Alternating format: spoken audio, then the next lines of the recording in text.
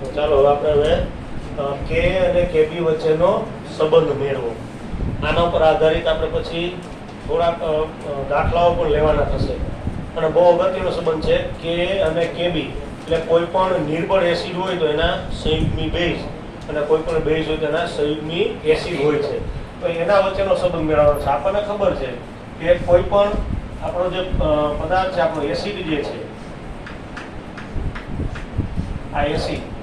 આ એસિડ છે એ જ્યારે H+ આપી દે છે અને જે બનાવે છે આપણે એને શું કહીએ છીએ? તો કે H+ આપે અને પછી જે બને છે ને આપણે સંયુગ્મી બેઝ કહીએ છીએ. એવી જ રીતે કોઈ પણ બેઝ હોય તો એ બેઝ જ્યારે H+ સ્વીકારી લે તો આપણે અહીંયા બનશે જે પદાર્થ એને શું કહેશું? આપણે સંયુગ્મી એસિડ કહેશું. બરોબર. તો હવે આ આપણે જાણીએ છીએ. તો એવા કોઈ આપણે સંયુગ્મી એસિડ બેઝ માટે એટલે કે કેબી માટેનું આપણે સૂત્ર મેળવવાનું છે. તો સૌપ્રથમ આપણે કોઈ પદાર્થ લઈએ. દાખલા તરીકે એમોનિયમ છે. એમોનિયમ તો જો આ પ્રોટોન ધરાવે છે તો પ્રોટોનનું દાન કરી શકશે, એટલે કે આ એસિડ તરીકે વર્તે છે. તો એમોનિયમનું પાણી સાથેની પ્રક્રિયા નીચે મુજબ છે. આપણે એની પાણી સાથેની પ્રક્રિયા લઈએ તો આ એમોનિયમ, એની આપણે પાણી સાથે પ્રક્રિયા લઈ,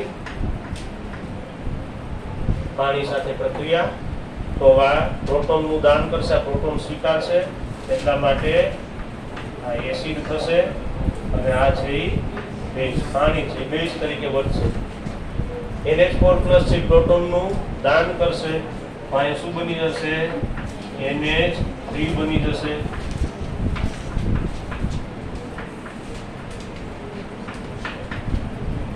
બરોબર. અને આ પ્રોટોન દાન કરવા સ્વીકારશે એટલે શું બનશે?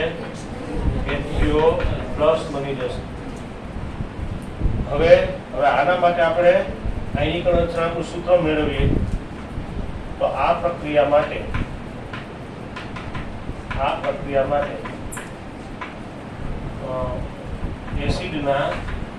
નિર્બળ એસિડના આયનીકરણ અચળાંકનું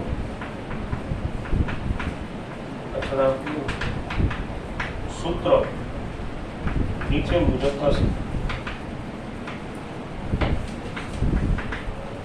તો આનો આપણે ડાયરેક્ટ સૂત્ર લખી નાખીએ. નિર્બળ એસિડ એટલે કે એનું આયનીકરણ અચળાંકનું સૂત્ર તો કે NH3 Na ગુણ્યા HCO+ એના છેદમાં NH4+ ની સાંદ્રતા. અને આપણે કહી દઈએ સમીકરણ નંબર 1. બરોબર. હવે તમે જાણો છો કે આ એસિડ છે તો NH3 છે એનો સંયુગ્મી બેઝ થશે. તો હવે એના સંયુગ્મી બેઝની આપણે પાણી સાથે પ્રક્રિયા દર્શાવીએ. સંયુગ્મી બેઝ NH3 ની પાણી સાથે પ્રક્રિયા નીચે મુજબ છે. તો હવે આપણે NH3 ની પાણી સાથે પ્રક્રિયા દર્શાવીએ.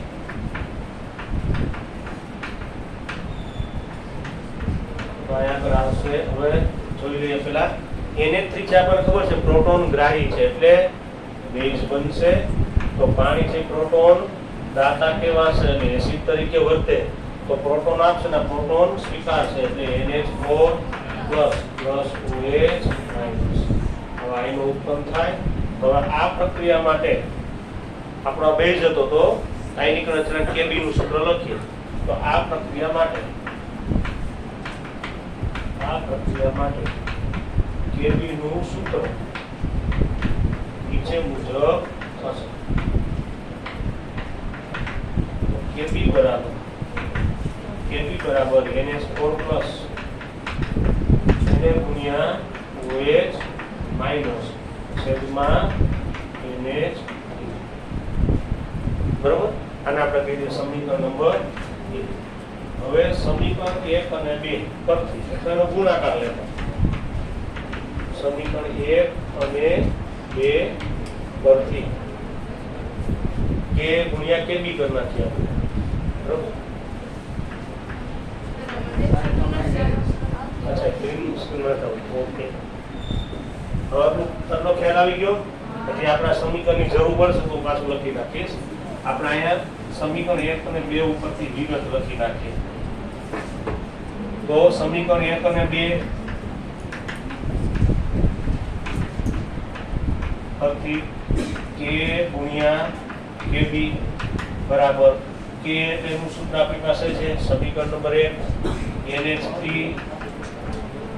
NL ગુણ્યા H3O પ્લસ છેદમાં NH4 પ્લસ એને ગુણ્યા હવે સમીકરણ 2 ઉપરથી આપણે kb લઈએ તો NH4 પ્લસ Na ગુણ્યા OH માઈનસ અને છેદમાં NH3 તો NH3 ને NH4 પ્લસ દૂર થઈ જશે તો Ka into Kb બરાબર આપણને મળશે H3O પ્લસ ગુણ્યા OH માઈનસ તો તમે જાણો છો H3O પ્લસ નો OH માઈનસ એટલે શું થશે KW થાય તો તેથી Ka into Kb બરાબર KW કારણ કે આપણે જાણીએ છીએ કે પાણીનો આયનિક ગુણાકાર KW બરાબર H3O પ્લસ ગુણ્યા OH માઈનસ થાય એટલે આપણે દર્શાવી શકીએ બરોબર તો આ સૂત્ર આપણે દાખલાની ગણતરીમાં ઉપયોગમાં લેવાનું છે આનો મતલબ એવો થાય કે જો તમને K નું મૂલ્ય આપ્યું હોય તો Kb મળી શકે કારણ કે KW તો આપણે જાણીએ છીએ 1 ગુણ્યા 10 ની માઈનસ 14 તો આ K ની વેલ્યુ અને છેદમાં મૂકી દે એટલે શું મળી જાય Kb અને Kb આપ્યું તો K આપણને સ્વાધ્યાયમાં દાખલો આપ્યો છે તો આપણે હમણાં જોઈ લઈશું આ સૂત્ર પર આધારિત બીજું કે તમને આ K અને Kb આ પ્રક્રિયા માટે એની વેલ્યુ પણ તમને જો ટેક્સ્ટ બુકમાં આપેલી છે જેમ કે આ પહેલું સમીકરણ જે છે આ સમીકરણ એના માટે K નું મૂલ્ય તમને આપી દીધું છે 5.6 ગુણ્યા 10 ની માઈનસ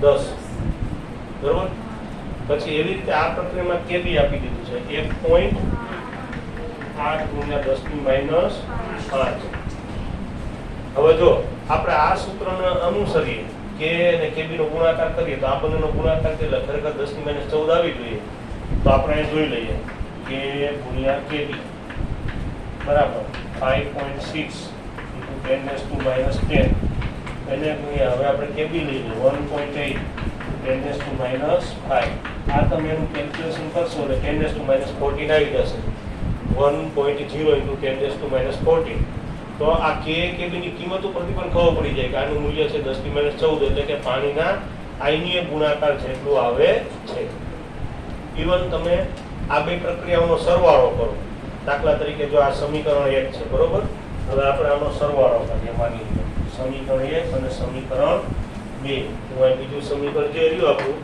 એ આપણે લઈ લઈએ કે બીજું સમીકરણ છે તો જો આ NH3 પ્લસ H2O પછી આવશે NH4 પ્લસ OH માઈનસ તમે એનો સરવાળો જાણો છો એટલે કુલ પ્રક્રિયા મળે તો અહીં તમે જોઈ શકો NH3 દૂર થઈ જશે NH4 પ્લસ દૂર થઈ જાય શું વધ્યું 2H2O ટૂંકમાં પાણીનો આયનિક ગુણાકાર જ આવે H3O પ્લસ અને OH આ એવું દર્શાવે છે કે આપણા જે આયનિક રચનાંક છે એસિડ બેઝ માટે એનો ગુણાકાર છે એ પાણીના આયનિક ગુણાકાર છે એટલો હોય અને એક સૂત્ર તરીકે આપણે એવું લઈ શકીએ કે આવા કોઈ પણ આયનિક રચનાંક K1 ગુણ્યા K2 એટલે જેટલા અચળાંક હોય બરાબર K થાય K નેટ ચોખ્ખું મૂલ્ય બરોબર પણ આપણે દાખલા ગણવા માટે આપણા સૂત્ર આ યાદ રાખવાનું છે આના પર ગણવા આપણે કોયડો પણ લઈએ બરોબર તો આ તમારે ગમે ત્યારે K ઉપરથી Kb કે Kb ઉપરથી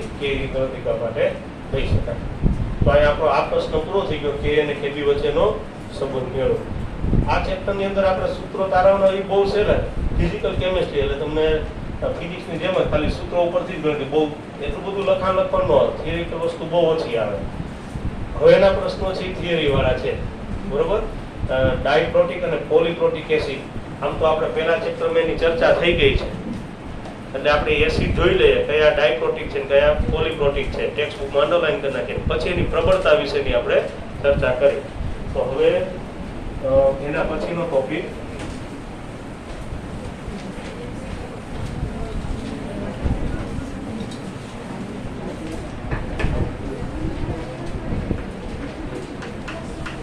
ડાયપ્રોટિક અને પોલીપ્રોટિક એસિડ.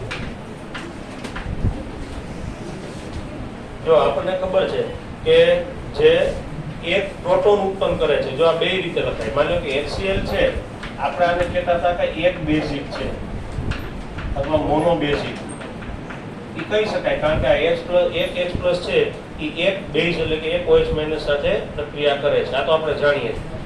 બીજું આપણે એવું કહી શકીએ કે એક પ્રોટોન ઉત્પન્ન કરે છે એટલે એક બેઝિક એ કહેવાય અને એક પ્રોટીક પણ કહેવાય, મોનોપ્રોટીક અથવા એક પ્રોટીક પણ કહેવાય. ક્યાંક તમને આવો શબ્દ જોવા મળે કે એક પ્રોટીક છે, ક્યાંક એવો શબ્દ જોવા મળે એક બેઝિક છે. બરોબર? તો એક પ્રોટોન ઉત્પન્ન કરે છે બધા એક બેઝિક, જેમ કે HCl છે, HNO3 છે વગેરે. હવે H2SO4 આપણે લઈએ તો આપણને ખબર છે કે આના આયનીકરણથી 2H+ ઉત્પન્ન થશે. તો આને આપણે શું કહેશું? દ્વિપ્રોટીક અથવા દ્વિબેઝિક. પણ હવે આપણે એને જો આયનીકરણની દ્રષ્ટિએ વિચારીએ તો બે પ્રોટોન ઉત્પન્ન કરે છે એટલે આના આયનીકરણ અચળાંક 2 થાય, કારણ કે બે પ્રોટોન ઉત્પન્ન કરે, બે વાર આયનીકરણ થાય છે. જો આ H2SO4 આપણે લોરી-બોલ્સર સિદ્ધાંત સમજાવ્યો ત્યારે જોયું તો આપણે કે પેલા એક પ્રોટોનનું દાન કરશે એટલે એક H3O+ બને અને એક HSO4-. તો આનો કઈક આયનીકરણ અચળાંક આવશે, એને શું કહેશું? Ka1 જે આવે એને કહેવાય પ્રથમ આયનીકરણ અચળાંક, એસિડનો પ્રથમ આયનીકરણ અચળાંક. જ્યારે દ્વિબેઝિક કે ત્રિબેઝિક હોય ત્યારે આયનીકરણ અચળાંક એક કરતા વધારે આવે. આપણે અત્યાર સુધી મોનોબેઝિક જ લીધા છે એટલે એમાં એક જ આયનીકરણ અચળાંક આવતો. હવે જો આનો આપણે બીજા સ્ટેપ પાછી બીજી પ્રક્રિયા, જે આની પાસે પ્રોટોન છે, આ એસિડનો સંયુગ્મી બેઝ છે, આની પાસે પ્રોટોન છે HSO4- પ્લસ H2O, તો H3O પ્લસ SO4-2. તો પાછો આયનીકરણ થયું નિર્બળ એસિડ, તો આનો આયનીકરણ અચળાંક એટલે Ka. પણ હવે તમને એ પ્રશ્ન થાય કે આમાંથી વધારે કિંમત કોની હશે? તો હંમેશા પ્રથમ આયનીકરણ અચળાંકનું મૂલ્ય ઊંચું હોય, બીજા તબક્કામાં એનાથી નીચું, કારણ કે આ એસિડનો સંયુગ્મી બેઝ છે. હજી ત્રીજું હોત તો એનાથી પણ નીચું. બરોબર? એટલે પ્રથમ આયનીકરણ અચળાંકનું મૂલ્ય ઊંચું, પછી જેમ જેમ આયનીકરણ જેટલા તબક્કામાં થાય, માનો ત્રિબેઝિક એસિડ હોય 3 તબક્કામાં થાય તો Ka1 વધારે, Ka2 એનાથી ઓછું, Ka3 એનાથી પણ ઓછું. તો આ દ્વિબેઝિક એસિડ છે. એવી રીતે ત્રિબેઝિક અથવા ત્રિપ્રોટીક, પછી એને આપણે પોલીપ્રોટીક કહીએ છીએ. મોટે ભાગે એને ત્રિબેઝિક કે ત્રિપ્રોટીક શબ્દ ઓછો વપરાય છે, જેમ કે ફોસ્ફરિક એસિડ H3PO4. તો આ છે ને પોલીપ્રોટીક કહેવામાં આવે. 2 થી વધારે પ્રોટોન ઉત્પન્ન કરે તો આપણે શું કહીએ છીએ? પોલીપ્રોટીક. હજી આપણને બુકમાં આપ્યું છે સાઇટ્રિક એસિડ, જે વિટામિન C તરીકે ઓળખાય. બરોબર? એનાલાઈન કરી નાખો, એ પણ પોલીપ્રોટીક એસિડ છે.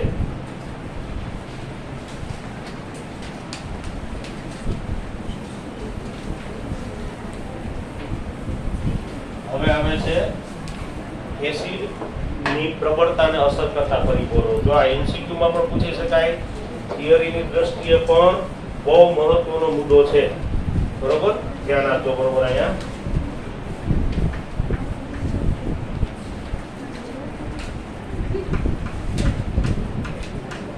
એસિડની પ્રબળતાને અસર કરતા પરિબળો.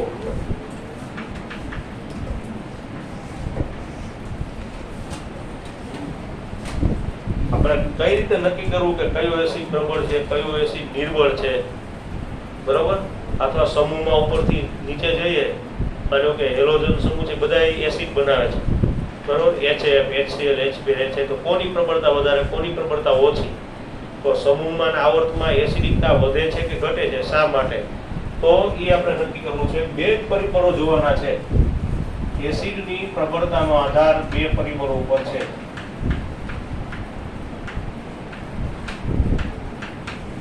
તો આધાર બે પરિબળો પર છે.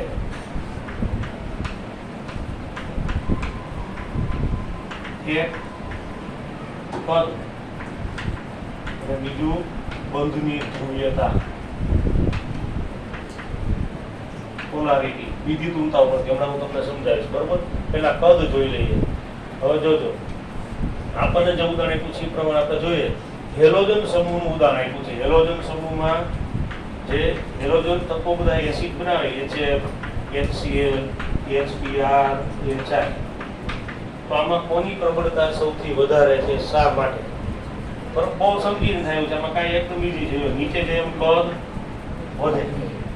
હવે હાઇડ્રોજન જો આ બધા જે ફ્લોરિન તત્વો હેલોજન તત્વોનું કદ વધે છે, એની સાથે જે એસિડિકતા માટે જવાબદાર છે તો હાઇડ્રોજન જ, એ બધામાં સમાન છે. તો હવે આની એસિડિકતાનો આધાર છે આના કદ ઉપર છે. આપણે એ જોવાનું કે કદ નાનું હોય તો એસિડિકતા વધારે હશે કે મોટું હોય તો. સાવ સામાન્ય આપણે પોઈન્ટ જોઈએ. પહેલા જો લખી લો HF, પછી HCl, પછી HBr અને HI. આપણને એ ખબર છે કે આ બાજુ જઈએ તેમ કદ વધે છે, બરોબર? હવે જો HF માં કેવી સ્થિતિ છે? હાઇડ્રોજન પરમાણુ છે, એનો પરમાણુ આ રીતનો છે. ક્લોરીન છે એ પણ નાનું કદ ધરાવે. જોજો તમે એમના નક્કી કરશો. આ હાઇડ્રોજન, પછી આ ક્લોરીનનું કદ ક્લોરીન કરતા મોટું છે. પછી હાઇડ્રોજન, ક્લોરીન કરતા બ્રોમિનનું કદ મોટું છે અને આયોડિનનું કદ ખૂબ મોટું છે. હવે તમે જાણો છો કે આ બે પરમાણુ હોય એના જે કેન્દ્રો છે, એ કેન્દ્રો વચ્ચેના અંતર ઉપરથી ત્રિજ્યા નક્કી થાય. પણ આ કેન્દ્રોને જોડે છે આ આપણી શું છે? બંધ લંબાઈ છે, બરોબર? બંધ લંબાઈ. તો હવે જેમ કેન્દ્રો વચ્ચેનું અંતર વધારે એમ બંધ લંબાઈ વધારે થવાની. બંધ લંબાઈ શેના પર ડિપેન્ડ કરે છે? બે કેન્દ્રો વચ્ચેના અંતર ઉપર. તો હવે આમ દોરું તો તમને ખ્યાલ આવી જાય. જો તો આમાં તમે જોઈ શકો કે આમાં બંધ લંબાઈ સૌથી વધારે છે, આમાં બંધ લંબાઈ ટૂંકી છે. એટલે જેમ કદ મોટું હોય એમ બંધ લંબાઈ વધારે. હવે બંધ લંબાઈ જો વધારે હોય તો બંધ નિર્બળ બને. જેમ બંધ લંબાઈ ટૂંકી એમ બંધ પ્રબળ. તમે રાસાયણિક બંધન ભણશો એટલે ખ્યાલ આવશે અને તમે સમજી શકો. બંધ લંબાઈ નજીક હોય મતલબ કે પરમાણુ નજીક છે એકબીજાથી, આકર્ષણ વધારે છે. અહીંયા આકર્ષણ પ્રમાણમાં ઓછું છે. ટૂંકમાં બંધ નિર્બળ બને. જેમ બંધ લંબાઈ ટૂંકી એમ પ્રબળ, બંધ લંબાઈ વધારે એમ નિર્બળ બંધ બને. નિર્બળ બંધ હોય સરળતાથી તૂટી જાય.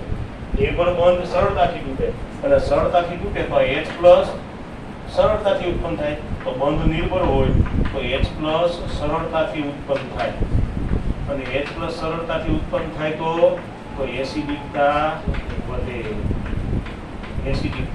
આમાં ક્યાંય ગોખવા જેવું નથી. આપણે ખાલી જોવાનું કોનું કદ મોટું કદ હશે એટલે બંધ લંબાઈ વધી જાય. બંધ લંબાઈ વધી તો બંધ નિર્બળ. જેમ નિર્બળ એસિડિકતામાં એટલું જ જોવાનું. જેમ બંધ નિર્બળ હોય ને એમ એસિડિકતા વધારે.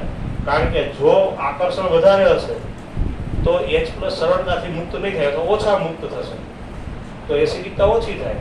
અહીંયા H+ મોટા પ્રમાણમાં થશે કારણ કે બંધ નિર્બળ છે એટલે આની એસિડિકતા વધારે. તો આપણે આ ડાબીથી જમણી બાજુ સમૂહમાં ઉપરથી નીચે બાજુ જઈએ તેમ એસિડિકતા વધે. ઘણા બધા વધારે પ્રમાણમાં એની પ્રબળતા ઘણી વધતી છે. એટલે તમને આવું આપ્યું છે, 2 વાર આવી રીતે નિશાની કરેલી છે એટલા માટે કે ઘણી બધી એસિડિકતા વધી જાય છે એટલા માટે, બરોબર?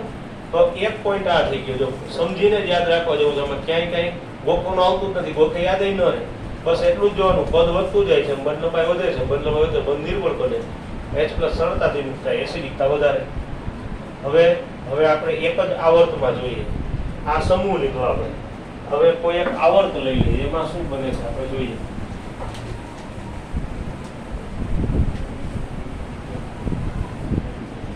તમને ઉદાહરણ આપ્યું છે હું અહીં લખું છું CH4 NH3 H2O HF. તો મને કહો છો કયા આવર્તના તત્વો છે? તમારે જો કે જે હાલે છે એટલે ખ્યાલ ન હોય કાંઈ વાંધો નહીં. જો હજી ચેપ્ટર શરૂ નથી થયું. એટલે જો કાર્બન એટલે પરમાણુ ક્રમાંક 6 એટલે 2 4 એટલે કેટલી કક્ષાઓ થઈ? 2 કક્ષા એટલે આવર્ત નંબર 2, બરોબર? તો હવે હવે આપણે આ એક જ આવર્તના, જો આ 2 5 ઓક્સિજન એટલે 2 6 અને 2 7 છે, એક જ આવર્તના તત્વો છે. જો આવર્ત બદલાય, આવર્ત એટલે આડી હરોળ, આવર્ત કોષ્ટક એટલું તો કદાચ હું માનું તમારે સ્ટાર્ટ થયું હશે, બરોબર? તો આડી હરોળ તો એક જ આવર્તમાં છે, એક જ આવર્તમાં હોય તો મુખ્ય ક્વોન્ટમાંક ન બદલાય, બરોબર? અહીંયા શું થતું, મુખ્ય ક્વોન્ટમાંક બદલાતો, કદ વધતું જતું.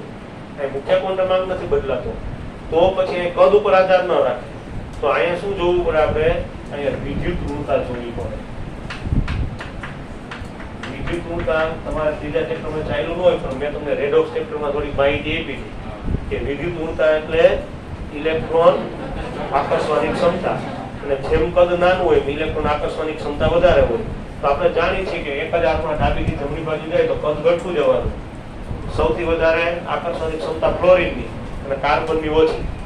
એટલે કાર્બનની વિદ્યુત ઋણતા છે ને ઓછી છે, નાઇટ્રોજન કરતા વધારે, ઓક્સિજન કરતા વધારે, ફ્લોરિન સૌથી વધારે. હવે જેમ વિદ્યુત, અહીંયા કાર્બન સાથે હાઇડ્રોજન, નાઇટ્રોજન સાથે હાઇડ્રોજન, બધા સાથે હાઇડ્રોજન જ જોડાયેલો છે. બંધ આ રીતના છે, કાર્બન અને હાઇડ્રોજન, નાઇટ્રોજન અને હાઇડ્રોજન, ઓક્સિજન અને હાઇડ્રોજન, ફ્લોરિન અને હાઇડ્રોજન, બંધ આ પ્રકારના છે.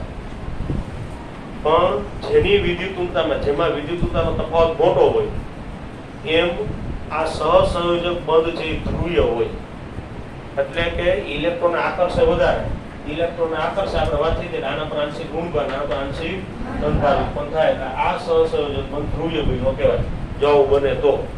પણ એ ક્યારે બને, જ્યારે વિદ્યુત ઋણતાનો મોટો તફાવત હોય તો. માની લો કાર્બન કાર્બન જ છે તો અહીંયા બંધ ધ્રુવીય ન બને, કારણ કે બેની વિદ્યુત ઋણતા સરખી છે, બરોબર? તો કાર્બન ને નાઇટ્રોજન કોઈ માની લો તો ન બને, વિદ્યુત ઋણતાનો તફાવત નથી.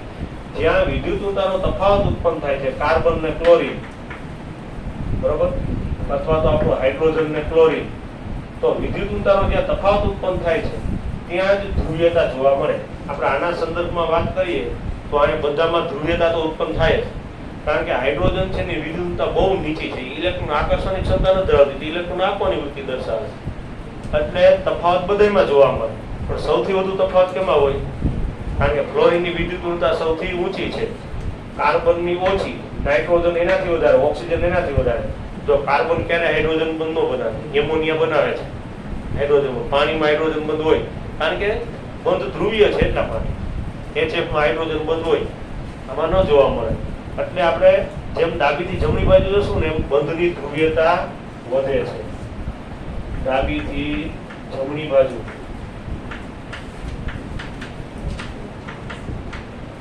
બંધની ધ્રુવીયતા વધે, અને જેમ બંધ ધ્રુવીય હોય ને એમ બંધ સરળતાથી તૂટે, એમ બંધ સરળતાથી તૂટે,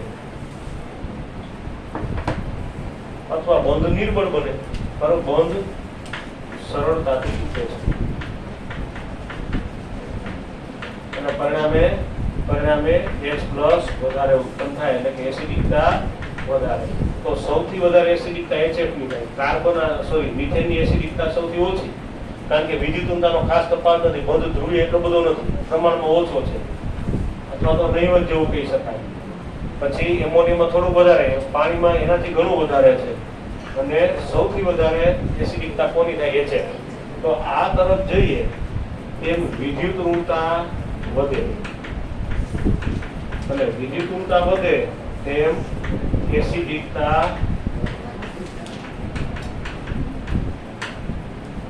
ખ્યાલ આવી ગયો? તમારે ક્રમ પૂછાય એસિડિકતાનો તો તમારે જ જોવાનું સૌથી વધારે ધ્રુવીય કોણ છે, અને કા કદ ઉપરથી હોય, મોટું કદ કોનું છે, આ બે જ વસ્તુ આપણે જોવાની. આ ક્લિયર થઈ ગયું બધાને? આવડી જશે. વિદ્યુત ઋણતાનો તફાવત એમાં મોટો છે HF માં, એટલે બંધ વધારે ધ્રુવીય, આમાં વિદ્યુત ઋણતાનો તફાવત ઓછો છે, એટલે આ બંધ ઓછો ધ્રુવીય. જેમ વધારે ધ્રુવીય હોય એસિડિકતા વધારે. તો આ એસિડિકતા માટે બે મુદ્દાઓ આવ્યા, કદ ઉપરથી, ધ્રુવીયતા ઉપરથી. કદ મોટું એમ બંધ નિર્બળ, એસિડિકતા વધારે. જેમ વિદ્યુત ઋણતાનો તફાવત મોટો એમ બંધ વધારે ધ્રુવીય અને એસિડિકતા વધારે. બસ એટલું જ યાદ રાખવાનું છે. રેડી? હવે જે ટોપિક આવે છે એ બહુ મહત્વનો છે, અને એટલા માટે મહત્વનો છે કે આગળ જતા 12માં આવશે ને અવારનવાર એનો ઉપયોગ આવે છે. એટલે આજે હું ટોપિક સમજાવી દઉં, પછી આપણે એના ઉપરથી દાખલાઓ છે હવે જે આપણે દ્વિપક્ષી પેજના બાકી રાખ્યા છે એટલામાં એમાં સમાનાયન અસરનો ઉપયોગ આવે છે એટલા માટે આપણે બાકી રાખેલા છે.